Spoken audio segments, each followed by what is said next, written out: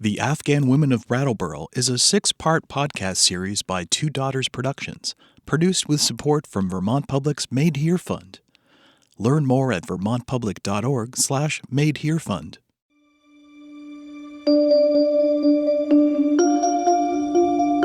Previously on the Afghan Women of Brattleboro. The day that Taliban took the control of our country, it was such a hard moment for everyone. And how much we cried, no one can imagine. I received a call like 10 a.m. and they told us, we will take you out from Afghanistan. I came here, Brattleboro, in January 2022. It was the first time that I heard the name of Vermont. I was thinking, is any state in the United States of America called Vermont? It was not easy for me to begin like a different life in here, but I started. I'm Jennifer Sutton. And I'm Alyssa Pine. In the first 2 episodes of the Afghan Women of Brattleboro, we heard from women who escaped Afghanistan and arrived in Vermont as refugees. At first, they were seen as people who simply needed help, but there's so much more to their stories. In Afghanistan, some of them went to school, others did not. Some built careers, others worked at home caring for children and extended family. Some see themselves as modern and progressive. Others refuse to be alone with a man who is not their husband. In Brattleboro, they all had to start over. They were among the first refugees to settle in southern Vermont as a group, and they were welcomed by a governor who saw them collectively as a way to boost the state's economy. We spoke with nearly 20 Afghan women over the course of 2 years. They talked about their families, their histories, and what's important to them. In the coming episodes, we'll hear from women traveling very different paths in southern Vermont, just as they did back in Afghanistan. First, we'll hear from women who came of age during Afghanistan's most recent 2 decades of democracy, between 2001 and 2021. They went to high school and university and had parents who encouraged them to succeed. They were looking forward to their futures. This is Episode 3, Another Page. Before the Taliban, the life was good for me, for my family, because I had a good job with a good income, and once the Taliban came, everything got destroyed. I was thinking about all the achievements that I did, all the knowledge that I had, how many challenges that I overcome, my future, my goals, everything was going one by one. Now everything is at the end of the book. You have no chance to turn another page of your life. Suhaila worked for USAID in Kabul in Human Resources. She asked that we only use her first name to protect her family members who remain in Afghanistan. I love the human resource job. I have experience of more than 10 years. My aim was to be in a higher position in the field of human resource, like maybe director position. It was one of my dreams. I was about to achieve that. Suhaila was also building her career as an activist with the National Endowment for Democracy.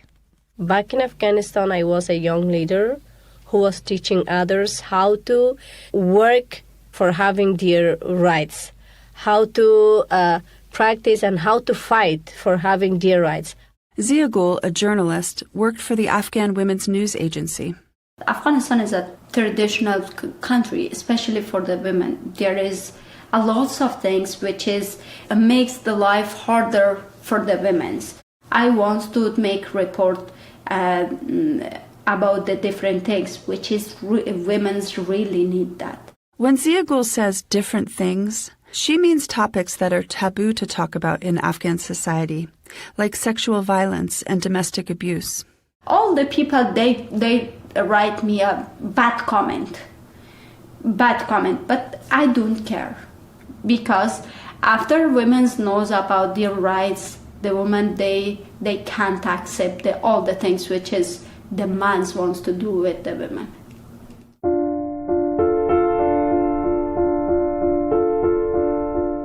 All these women, Suhaila, the Human Resources Administrator, Suhaila, the democracy activist, Zia Gul, the journalist, they grew up free from restrictive Taliban rule. Fleeing their homes with their lives in danger wasn't part of their plan. We're going to hear from two young women, Neda and Nigina. Neda was in 11th grade when she escaped from Afghanistan. Nigina was finishing university and working. We'll hear from Neda first. She's from Herat, a city in western Afghanistan, and she lived there with her extended family, parents, uncle, grandfather, and siblings. I have 2 brothers and 1 sister. They are young. My sister is 9 years old and my brother is 12. My father, he has his own company, and my mom, she's at home and doing home things. I'm interested about sky, planets. I want to study astronomy to become an astronaut. I want to know what's going on in Mars and the moon. When Neda was little, she would ask her mom all sorts of questions about outer space. I asked my mom, why in the day we cannot see the star? That was my motivation. I read book a lot back in Afghanistan about astronomy, about space, a star. Neda's mother made sure her daughter got books to read, partly because she didn't have the chance to finish school herself. She was young. The first time Taliban came to Afghanistan, she was in 7th grade. After that, she cannot continue her education.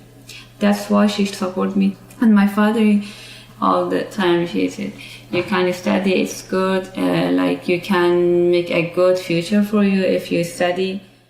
When Neda was in 8th grade, she was accepted onto a new national robotics team for girls. The fact that this team existed was groundbreaking. Neda and her teammates developed several robots, including one that could detect landmines. They even got to travel to Turkey for a competition. Within a few years, the team had grown to 50 girls. I had a big team. I love my team, and I traveled to another country for competition, robotic competition. I was interested to meet something new. In technology, we don't have a much girl or woman work in technology. We start if we had a chance, we can do something. Neda is ambitious. Her goal is to get a job with NASA. But as she started thinking about college, she realized that Afghan universities didn't offer programs in astronomy, so she was already thinking about studying abroad. I want to leave Afghanistan for my study, but not alone. Maybe with my sister, brother, or my family. But with the situation with Taliban, I just came by myself. Neda was 18 and alone when she arrived in Vermont. In just a few weeks, she joined the senior class at Brattleboro Union High School. She remembers that first day. It was very different, and it was very hard. That time my English, it was 0. And I went to school. I had a 3 class, English, math, and biology. The hard one, it was biology. But I had a very nice teacher. They helped me a lot. Volunteers helped Neda settle into an apartment. They drove her to school and helped her find a part-time job as a cashier at Market 32. She was learning so much about life in small-town Vermont, but she was still a young woman, a kid really, completely on her own. Starting from 0 in a new place, it's not easy, especially with different language. Learning, work, school, and all of this at the same time, it was hard. Neda Amiri, STEM Academy graduate. Neda graduated from BUHS and made the honor roll. A few months later, she enrolled at Greenfield Community College, just over the state line in Massachusetts. She started out with English and writing classes, math, and astronomy. She got a new job as a bank teller at Brattleboro Savings and Loan.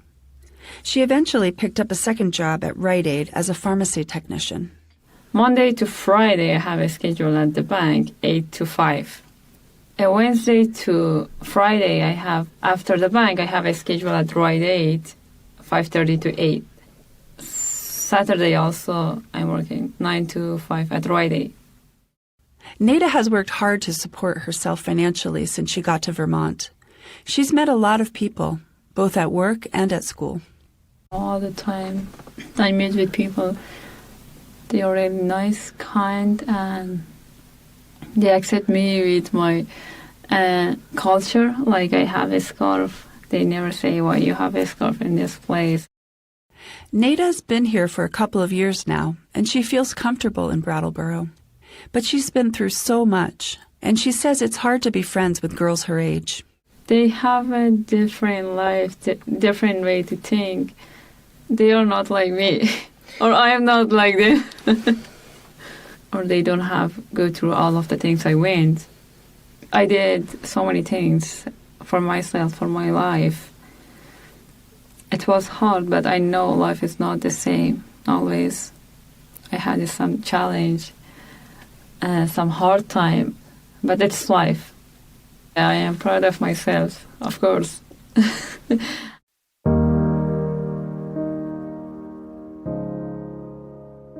If Neda is a science person, someone who wants to learn facts about the stars and the moon, then Negina is all about taking care of life on Earth.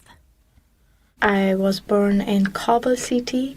I always thought that I want to be a journalist, and then my mind changed. It changed that I want to be a lawyer, to work in judiciary, to be a judge. It is hard for a woman in a Muslim society to become a judge, but I think that I always wanted to have the hard things in my life. But Negina's academic career started with art school, not law. She had to take an entrance exam for Kabul University, and the test results got her assigned to the fine art department. At first, she wasn't thrilled, but she dove in and ended up studying art and law at the same time at 2 different universities. She started working as an artist before finishing her law degree.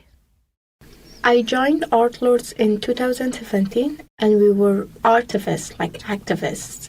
So we would use our art as a tool to be the voice of other people in our society. We painted lots of murals in Kabul city and also other provinces in support of human rights, women's rights. Negina lived in an apartment with her parents, 2 brothers, and a younger sister, Marwa. Marwa is an artist too, and she also left Afghanistan in 2021 and came to Vermont. We were very happy family. Every time that I came up from my work, when I opened the door, there was a smell of cooking that my mother was cooking. Every time I step in home, and I was like, Mom, for no reason. I just called my mom. Mom, are you here? Mom. Negina was close to her father too. He supported her in everything she wanted to do. I don't want to call him open-minded. I just want to say open mind in education. He believed in education more than everything. And since we were child, he always told us that the only thing that you have to focus is your education and your family. Negina and Marwa share an apartment in Brattleboro. They're less than 2 years apart in age, but their relationship changed when they left Afghanistan. I have all responsibility of my mother. I feel like I'm mother and she's my daughter. Is she okay? Is she feeling good? Does she need anything? In Afghanistan, Negina had big goals. In Brattleboro, she's still imagining that she'll go into law. For now, her day job is at the Refugee Resettlement Agency that supported her when she first got to Vermont. She's a case manager, helping new refugees get started. I always say that a refugee works for a refugee. It's a difficult job, but it always inspires me to work more and more, because when I know that I can be helpful for a person or I can be helpful for any reason, it gives me good vibes and it inspires me to do more and try more. Negina is still making lots of art. These days, it's mostly mural projects with other members of the Art Lords who settled in Brattleboro. They painted a mural at Foodworks, one of the food pantries in town, that recreates one they made in Kabul years ago. The Taliban destroyed everything the art lords made in Afghanistan, so this mural in Brattleboro feels special to Nagina. It's a labor worker carrying a wheelbarrow, and inside of that it's a heart. Inside that heart, lots of beautiful colors can describe that how much harmony and love and hope we need in our community. In Afghanistan, we had to finish one mural in one day because of the unsafe security situation in Afghanistan. But in here, we did it more than a month, and we did it with the full being free and feeling comfortable, taking our time, and our mind was so calm. Nagina also does mural projects with high school students in southern Vermont. But when she goes into a school, it's not just about the art project to her. It's also a cultural exchange with students. They have a very little information or view of Afghanistan in their mind. So I start having a small introduction about my country. Nagina says that Americans know very little about the Afghanistan she knows. It's something that media presented to other countries. They didn't show any beauty of that country, about the history, about how old and how rich that country is. So, yeah, I think it's only about army, terrorism, Taliban. Terrorism, the Taliban, that's all real. But Nagina wants people to know it's not the whole story. So she talks about the different tribes in Afghanistan, different languages and customs. She talks about Islam and Sikhism, traditional foods, and the geography of the country. She sees herself as an ambassador. We are a proud community or a proud country. Culture or makes my country very rich, like even high mountains of Hindu Kush. That's very beautiful for me. Another thing Nagina talks about is her flag. It makes her feel proud, but it's also a reminder of the loss and grief that she and so many other Afghans carry with them. My trauma is not only about my family, it's all about my country. I have grown up in a country, they taught me that this is your flag. When I was in kindergarten, my flag has 3 colors, black, red, and green. I grew up with all those stories, with all those history. How can I accept in one night everything is changed? Nagina says her family, her country, and her flag, which no longer flies in Afghanistan, are always on her mind. But she's finding ways to deal with her grief. I cannot say 100% that I'm doing very well and I'm doing okay, and it shouldn't be like this. But nowadays I explore lots of good places to go, which I know it's very good for my health or for my brain, and it can distract me from other things. One of the places Nagina discovered is across the Vermont border in Massachusetts. Poet's Seat in Greenfield, an old observation tower on a hill above the town. And I mostly go the sunset time, and when it gets dark, everything looks like that I'm sitting in a big mountain of cobble, and I'm seeing all those houses with lights. Reminds me my city, those moments that were happy. I grown up in a very busy city, very crowded city. You cannot imagine how busy it was. So yeah, I really miss those busyness of my city, but also I love this quietness, which is very good for my mental health. For Nagina, for all of the young Afghan women we've heard from in this episode, they're figuring out how to survive without their families. They're safe and they're free, but they're conflicted. because their lives in Brattleboro are so different from what's happening back home, where the restrictive Taliban regime has ravaged the economy and decimated the rights of women and girls. They have made Afghanistan like a hell for women. They cannot go out, they cannot study, they cannot dress up the way they want. So everything is like based on some other people's choice. I like US very much. Here, there is no difference between women and men. So you can work, you can do college, you can do whatever you want, and there is no restriction for you. Whenever I'm going out, like, I know whatever I want, I can do it here. But still I'm not enjoying it because it reminds me of my families, my friends. It's very difficult. Straddling two realities is heartbreaking a lot of the time. But sometimes there's great news to share. Like in April 2024, when Neda got accepted at UMass Amherst, where she'll finish her bachelor's degree.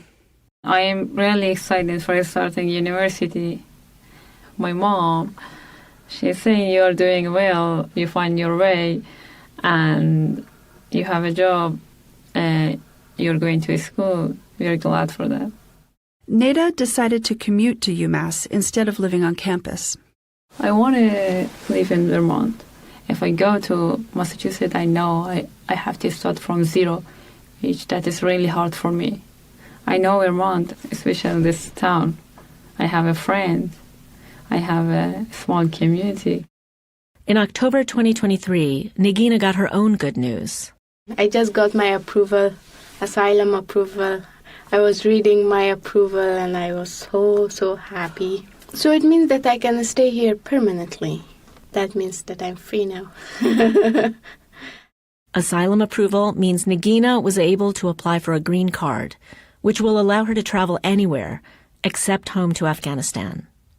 Maybe she will stay in Vermont. Maybe she won't. That's true of all the women in this episode. Their ambition could take them anywhere. But Sohaila says that if you have to start your life over, Brattleboro is a pretty good place to do that. Since I traveled just by myself, my main target was having a secure place. I was thinking that with this local place, I would not be able to survive because I didn't know anyone. All I was thinking, good job, good education, good environment and people. These were the three main elements which I was hoping to have. I found all of them in Brattleboro, Vermont.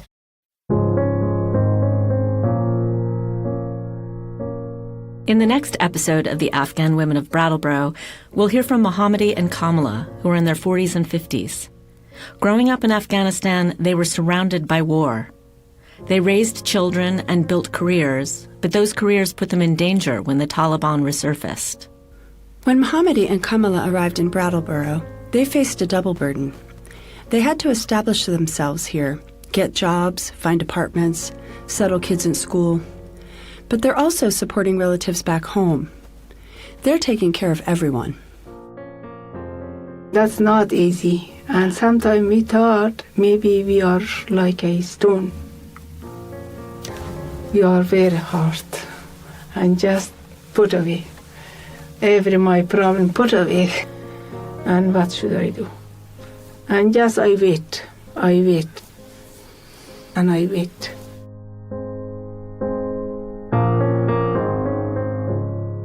The Afghan Women of Brattleboro is made by Two Daughters Productions, with financial support from Vermont Public's Made Here Fund, Vermont Humanities, the Windham Foundation, and the Arts Council of Windham County. Thank you so much to all the Afghan women who spent time talking with us. Our producing partner, translator, and all-around advisor is Negina Azimi. Zia Gul Azimi helped launch the project and did the initial interpretation. Our voiceover actors are Drukshan Farad, Monishka Bidar, and Behishta Nikufar. Mastering by Dave Snyder. Thanks to Vermont Public for sharing their studio space in downtown Brattleboro. And special thanks to Jenny Schmidt for providing editorial advice.